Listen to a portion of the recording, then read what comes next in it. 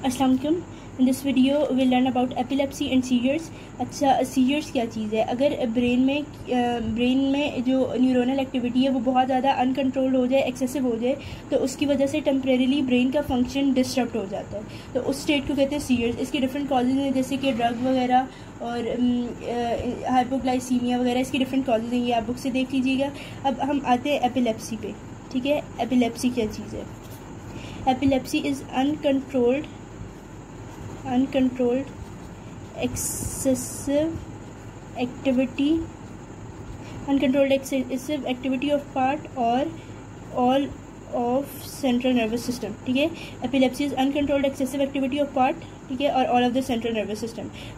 किसी central nervous system के किसी एक पार्ट या पूरे सेंट्रल नर्वस सिस्टम में अगर अनकंट्रोल्ड एक्सेसिव एक्टिविटी हो जाए उसको कहते हैं एपिलेप्सी। ठीक, अब एपिलेप्सी दो तरह की है, एक होती है जनरलाइज्ड एपिलेप्सी और दूसरी होती है फोकल एपिलेप्सी। ठीक, अब जनरलाइज को भी हमने दो तरह में डिवाइड किया है। ठीक है, इसमें सबसे पहले आती है ग्रैंड मॉल एपिलेप्सी और दूसरी आती है पेटेट मॉल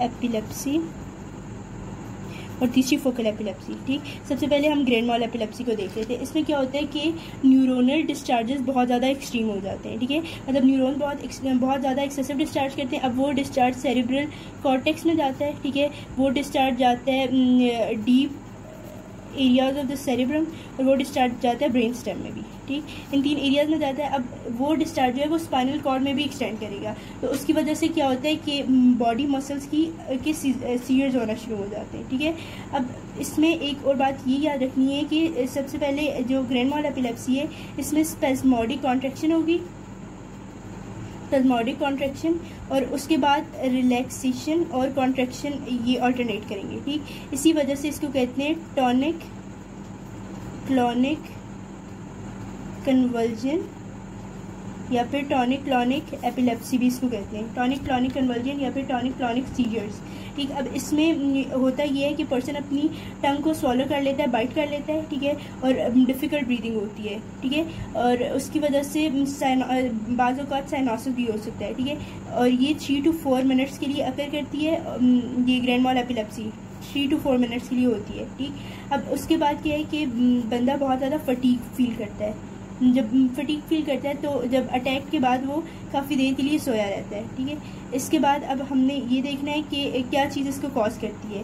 अब एक ड्रग है जिसे कहते हैं पेंटाइलिन टेट्राजोल।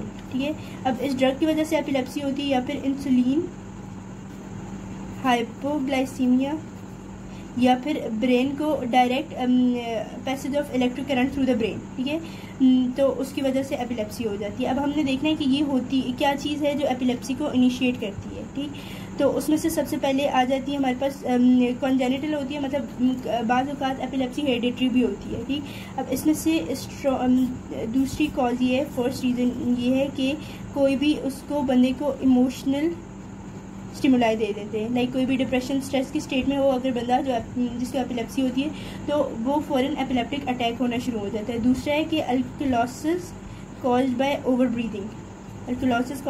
ब्रीदिंग। तीसरा है ड्रग्स, और फिर फीवर और लाउड नॉइसेस और फ्लैशिंग लाइट्स। अगर ऊंचा बोलेंगे तो बंदे को हो जाएगा, या फिर ब्रेन का ट्रॉमा। ठीक है, फिर से देख लेते हैं। Strong emotional stimuli, alkalosis caused by over breathing, drugs, fever, loud noises और फ्लैशिंग लाइट्स, और ट्रॉमा ऑफ द ब्रेन या ट्रॉमा टू द ब्रेन। अब इसको स्टॉप क्या करता है? ग्रैंड मॉल एपिलेप्सी को स्टॉप क्या चीज़ करती है? ठीक, अब जब एपिलेप्टिक अटैक हो रहा होता है तो न्यूरॉन बहुत ज़्यादा एक्सेसिवली डिस्चार्ज कर रहे होते हैं। ठीक है, तो एक टाइम आता है कि वो जो न्यूरॉन जो होते हैं वो फटीग्ड हो जाते हैं। ठीक है, मतलब थक जाते हैं, तो वो न्यूरॉन डिस्चार्ज करना बंद कर देंगे तो एपिलेप्टिक अटैक ख़त्म हो जाएगा। या फिर ऐसा है कि जब अटैक हो रहा होता है उस वक्त इनहिबिटरी न्यूरॉन्स जो होते हैं वो एक्टिवेट हो जाते हैं, इनहिबिटरी न्यूरॉन्स। अब वो इनहिबिटरी न्यूरॉन जो है वो एपिलेप्टिक अटैक को इनहिबिट करवाते हैं। So this was all about grand mal epilepsy. अब हम पेटेट मॉल एपिलेप्सी देखते हैं। ठीक है, ये petit mal epilepsy it involves thalamocortical brain activating system.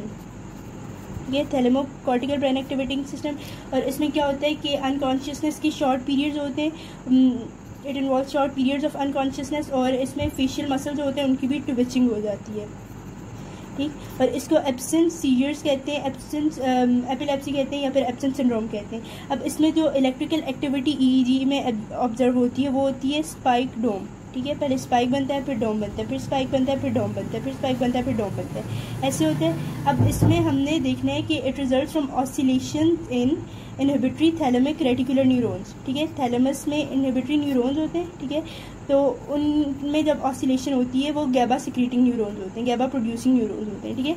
उनका नाम है इनहिबिटरी थैलेमिक रेटिकुलर न्यूरॉन्स। उनकी वजह से ये होती है पैटर्न मॉल एपिलेप्सी। या फिर एक्साइटेटरी न्यूरॉन्स होते हैं एक्साइटेटरी न्यूरॉन्स होते हैं थैलेमस और कॉर्टेक्स में, ठीक है। उनकी वजह से होती है, दो तरह के न्यूरॉन्स की वजह से होती है। एक एक्साइटेटरी न्यूरॉन्स होते हैं और एक इनहिबिटरी न्यूरॉन्स होते हैं, और ये थैलेमस और कॉर्टेक्स में ही होते हैं, ठीक है। इनहिबिटरी थैलेमस में होते हैं ज़्यादातर। तो अब आती है फोकल एपिलेप्सी, ठीक है। फोकल एपिलेप्सी में क्या होता है कि ये किसी एरिया में कन्फाइंड रहती है, ठीक है, या फिर उसके साथ वाले एरिया में ट्रांसफ़र हो जाती है, ठीक। किसी एक एरिया में कन्फाइंड रहती है, या फिर it can spread to the adjacent area. अब इसके हम कॉजेज़ देख लेते हैं। कॉजेज़ ये हैं कि लोकलाइज्ड ऑर्गेनिक लीजन हो, या फिर फंक्शनल एबनॉर्मेलिटी हो जाए किसी वजह से, जैसे कि स्कार टिश्यू हो जाए ब्रेन में, स्कार टिश्यू इन ब्रेन, या फिर आता है ट्यूमर, या फिर ब्रेन का कोई पार्ट डैमेज हो जाए, या फिर कॉन्जेनिटली कोई प्रॉब्लम हो, तो उसकी वजह से हमारे पास फोकल एपिलेप्सी होती है। फिर से देख लेते हैं, स्कार टिश्यू की वजह से, ट्यूमर की वजह से, destroyed area of the brain tissue, और कॉन्जेनिटली डीरेंज लोकल सर्किटरी। अब क्या होता है कि ये इसकी वजह से जब फोकल एपिलेप्सी होती है तो जो हमारे पास मोटर कॉर्टेक्स है, ठीक है, जो मसल्स वगैरह को कंट्रोल करते हैं, उसमें वेव ऑफ एक्साइटेशन स्प्रेड हो जाती है। अब जब मोटर कॉर्टेक्स एक्साइट हो गए तो वो बॉडी के मसल्स को भी एक्साइट कर देगा। सबसे पहले आते हैं फेशियल मसल्स, ठीक है। फेशियल मसल्स कॉन्स्ट्रिक्ट करेंगे, फिर लेग्स वगैरह के मसल, और ये ऑपोजिट साइड पे भी बाज़ औक़ात चल जाता है। लाइक अगर एक सेरेब्रल हेमिस्फीयर में ये प्रॉब्लम हुई है तो ये दूसरी साइड को भी अफेक्ट कर सकता है। अब इसको कहते हैं हम जैक्सोनियन एपिलेप्सी, ठीक है, जैक्सोनियन एपिलेप्सी। अब एपिलेप्सी की एक और टाइप भी है जिसका नाम है साइकोमोटर सीजर और साइकोमोटर एपिलेप्सी। ये फोकल एपिलेप्सी की टाइप है, ठीक है। फोकल एपिलेप्सी की दो टाइप्स हैं, एक होती है जैक्सोनियन और दूसरी होती है साइकोमोटर। अब साइकोमोटर में हमने देखना है कि क्या क्या चीज़ें होती हैं। साइकोमोटर सीजर में क्या होता है कि एमनीजिया का शॉर्ट पीरियड होता है। एमनीजिया इज़ मेमोरी लॉस, ठीक है, मतलब थोड़ी देर के लिए बंदे को याद नहीं रहता कि उसके साथ क्या हो रहा है, किस जगह पे है, मेमोरीज लॉस्ट हो जाती हैं, ठीक। अब इसमें दूसरी चीज़ ये है कि अटैक ऑफ एबनॉर्मल